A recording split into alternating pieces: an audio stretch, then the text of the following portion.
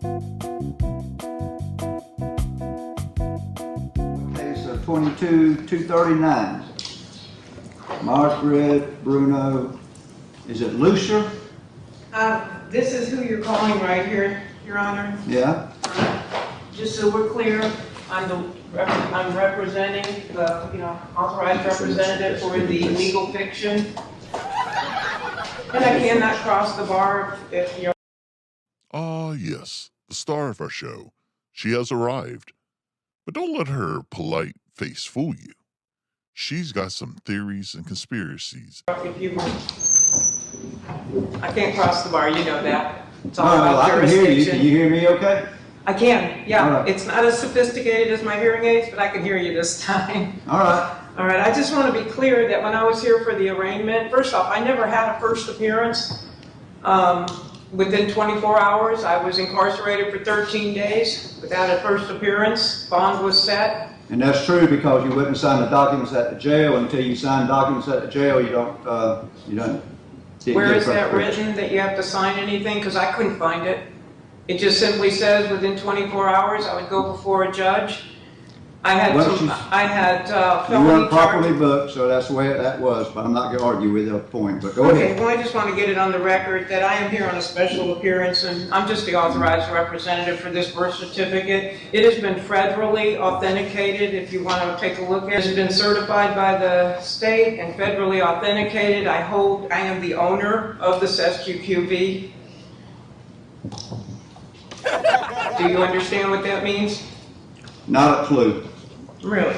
Okay.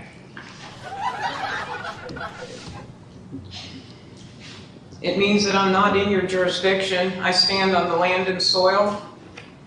I'm under the public law, Okay. and I have a right to pass through service. All right, so I take it you're representing yourself today? No, I am presenting myself. Okay. So you're not going to enter a plea today or work out negotiations or anything? I'm not making any plea whatsoever. I have not consented to contract with this court in any way. Okay. I'm an American state national. I'm not a sovereign citizen. That was a hate crime under which I was arrested, and the arresting officer has since quit his job with the Jasper Police Department. All right, well, say if we can, I have a file here that I have one prepared for both the prosecutor and for you, Judge, if you'd like to take a look and go along with me on what I'd like to bring before the court. My goal is that this case get dismissed with prejudice before I walk out today. well, that's not going to happen, but we'll take a look at those files. Okay? They're the same, one for each of you. We'll take them under review for you. Give me Okay. one. Give Miss Tiffany one she can take back and look it over. All right, well, here's what we're going to do today. I'll look this over for you. I'll look Okay, this over. this file is not completed. Let me explain. All the highlighted areas, I met with the Clerk of Court, Greg Godwin, and the areas that were in yellow here, I expected that he would be able to provide the information for me to complete these documents. I am not able to mail them until I can get them completed. He suggested that I talk with, is it John Durham, or who is it, Durant? Am I getting that correct, Tabitha? That's Mr. Durrett, the state attorney. Durrett, okay. He suggested I should talk with him as far as getting this information completed. He said he wasn't able to complete the information, otherwise I can hire somebody to get this information for me. So if this case is not going to be submitted, what the first letter in here is a fair notice and warning letter. And it speaks to what the issues are here. First off, it was a false arrest because I do have a right to travel. No, and then also there is no contract. The application for a driver's license does not tell anybody that you are trading a God-given right for a privilege. Have a constitutional right to travel. That's true. You don't have a constitutional right to drive a car with no driver's license. So people come in with this half-cocked, cockamamie, jabberwocky idea that they're their own country, and They don't need a driver's license or a proper plate to drive. There is no victim in this crime because I have a right to face an accuser, and there's nobody here that was harmed. Deprivation of due process, Your Honor, you denied me a first appearance, and I have not heard the charges because I am hard of hearing. I brought that to the attention of the court at the arraignment, and your comment was simply, I'm talking as loud as I can. Well, that doesn't do any good for somebody who has a disability, and you have a responsibility to me under the Americans with Disabilities Act. And so I have issues with that. So up until, I still haven't really heard the charges. You know, when it started out, I was slammed with 7 felony charges. Had a violation of my Fourth Amendment rights because they did a search and seizure of my vehicle. They tossed my car completely. He claimed he found the phone in my car. He didn't. He took it out of my hand after shoving my arm. That was assault and battery. And then when I got into the police vehicle, my keys were in my pocket. He took them out of my pocket. All right, that again is assault and battery, and also could be considered rape. Prosecutor Travis Munden did not act for 8 days. He allowed me to sit in jail for 8 days with felony charges hanging over my head, of which you put a $38,000 bond on me without my participation. Again, that was a violation or deprivation of due process. The felony charges were bogus. I'm an international notarial witness for the United States of America, unincorporated. I had those, the driver's license on my phone and birth certificates because I do remote notarization for people. I had a right to have that. I had it by permission of the people that sent it to me. The prosecutor, Dana Brady, Creedence, she failed to act for 6 days. On July 1st, Travis transferred it from the felony side over to misdemeanors. She sat on it for 6 days. I sat in jail for 13 days, not even knowing what was going on. And it wasn't until after I got out of jail and I called her, and while I was on the phone, she goes, "Oh, here it is." She asked me what my name was, and she goes, "Oh, here it is," and she opened it while I was on the phone. So Travis sat on it for 7 days. Whatever happened to due process? Don't they have a responsibility to act timely? Because I know I do. All right? I was kidnapped. I was kidnapped and taken to a prisoner of war camp. I had no choice in this, and I'm an American. I'm an American state citizen. I stand above this court. I stand above this for-profit corporation.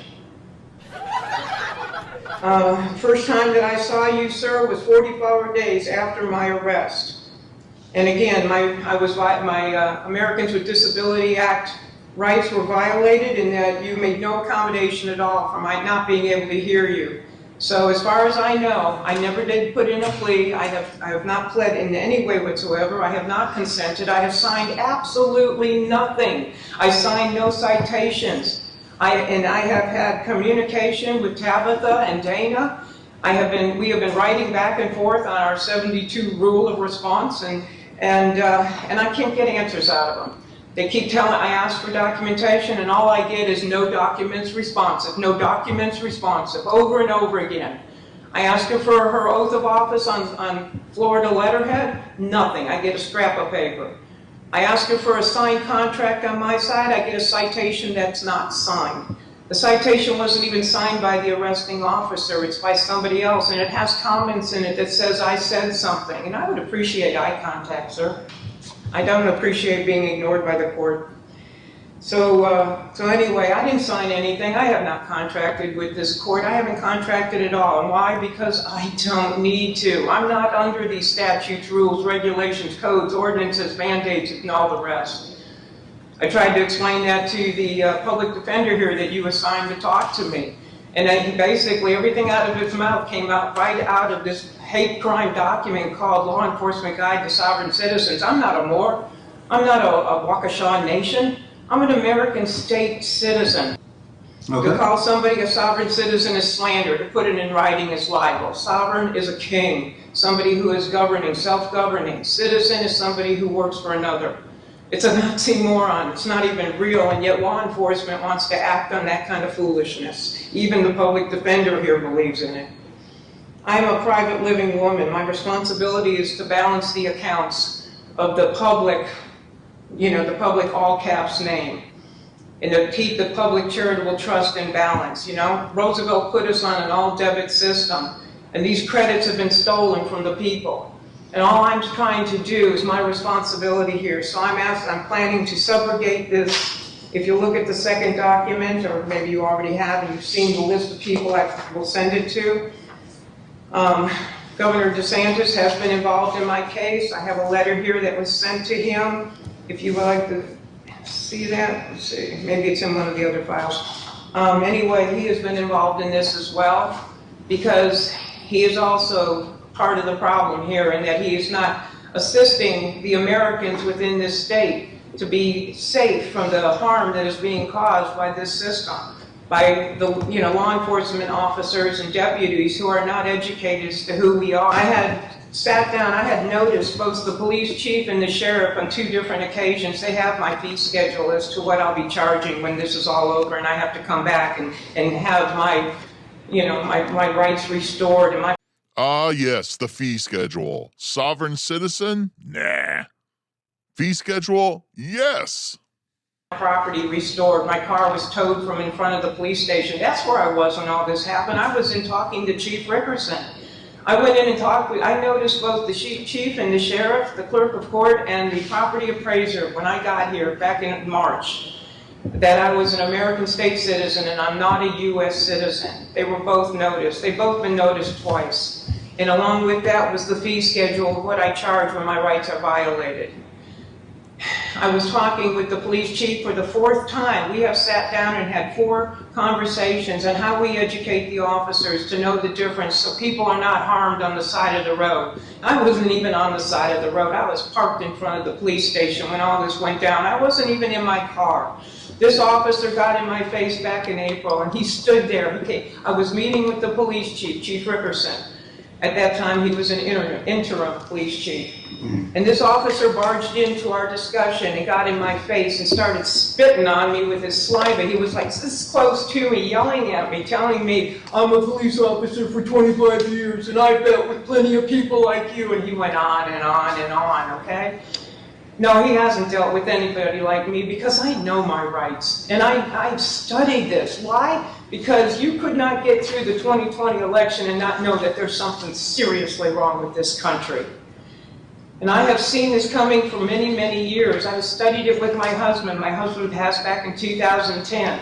In July of 2016, I read an article that the Pope had relinquished our Social Security accounts to the U.S. Treasury, and I knew something had changed, something was up, and I went looking. Huh? And when I went looking, I found at least 20 organizations trying to help people come out of slavery, come out of this U.S. citizen slavery.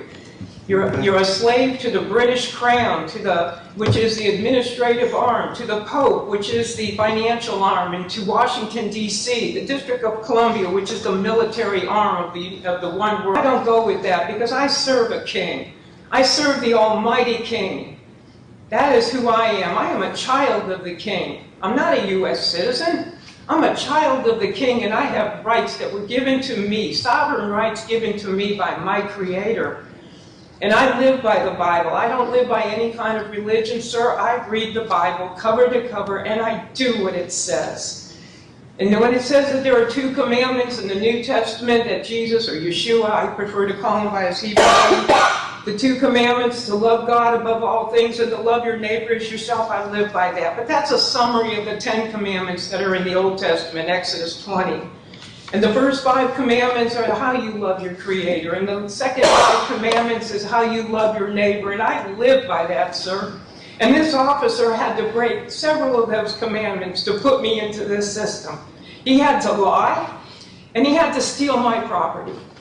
And if this is the system that this government or this for-profit corporation is trying to force on the people, then you guys should all be ashamed of yourself. I am asking, I'm not asking, I am demanding. See, a sovereign does not motion the court. A sovereign demands. I am demanding that this case be dismissed with prejudice, because I'm going down for the count. I'll take whatever punishment you give me. And I think my 13 days in jail without signing anything, just for comfort, should give you an idea of the fact that I finish what I start. I went into that jail, Your Honor. I was quite a surprise. I wasn't prepared for it. If it hadn't been that I took a couple in who were homeless, I probably would have ended up going home to a dead dog in a house full of crap. But that gentleman, the people that I took in who were homeless, called my girlfriend and said she didn't come home last night. Well, my girlfriend knew that I was on my way to the post office in Live Oak, and she knew I was going to stop by and talk to the sheriff. So first call she made was to the Suwannee County Jail. Second call was to the Hamilton County Jail, and she found me. I was sitting in jail. I've never been in trouble with the law before. Do you know what it's like for a 73-year-old woman to have to stand there and take her underwear off and stand in front of somebody else? That was so humiliating. You want to talk about rights? Let's just talk about basic humanity here. Okay. And I was given an orange jumpsuit. I don't look good in orange at all. I have to bring some humor so I can stop crying.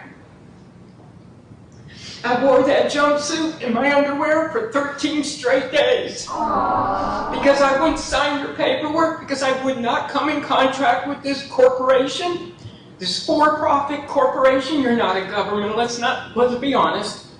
Because I wouldn't come in contract with you, I suffered extremely. I was 3 days in a row, I asked for a sweatshirt. I was freezing. You got a swamp cooler in that jail. It's loud and it's cold. And every guard was wearing a jacket, and every inmate had a sweatshirt except for me. 3 days I asked for a sweatshirt. On the fourth day, when I asked, the guard said, "You don't sign out paperwork, you don't get nothing." Yeah, that's real sweet. There's a camera right above the toilet. Yeah, that's real sweet. You're sleeping on a steel bed. When I went and signed their paperwork, they gave me a mattress where the fabric was touching fabric. I have a 9-inch spread, thumb to little finger, and I can tell you that the padding of that mattress lay within a lump, 12 inches by 30 inches. The very first day in holding, I had a bruise on my tailbone from sitting on a steel bed. You know, I'm used to a mattress, and I have a memory foam topper on top of it. I like it sweet.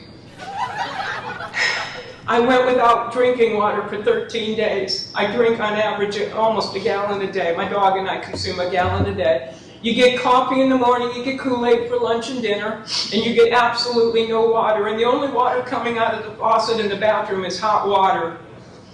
Okay, this is inhumane. I was tortured for my faith. Why would I say that? Because according to Revelation 18:4, it says, "Come out of her, my people." I am one of his people. And that Revelation 18 is all about Babylon. And yes, I did the paperwork to come out of this Babylonian system. Matthew 6:24 says, "I can't serve two masters." Well, who gets the taxes? Who gets the first tithe? The government grabs it right out of your paycheck. You don't have a choice. Steals it right from God. We don't get to give God our first fruits. I don't know what your faith is, but that's my faith. I serve the mighty Creator.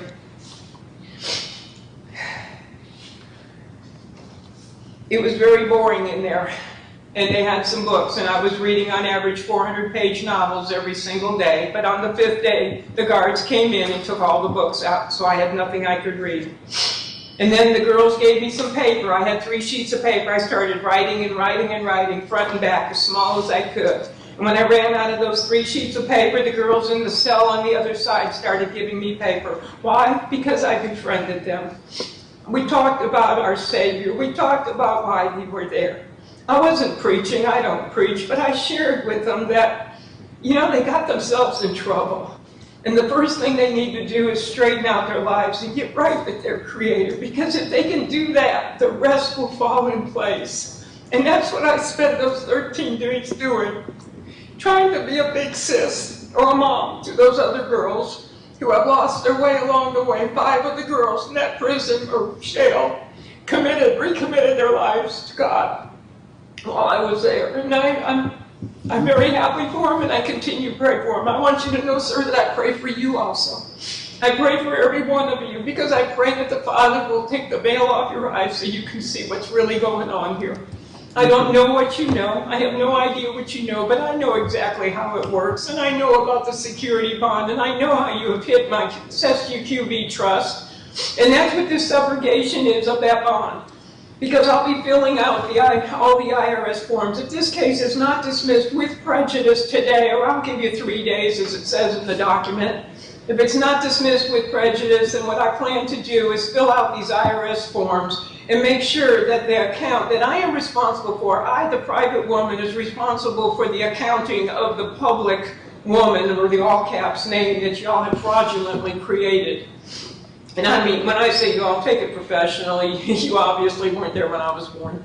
But anyway, the point is, sir, that I do feel the responsibility now that I understand how all of this works, that it's my job to apply those credits to the debits. It's my job to make sure that those funds are not taken multiple times or above and beyond what's necessary.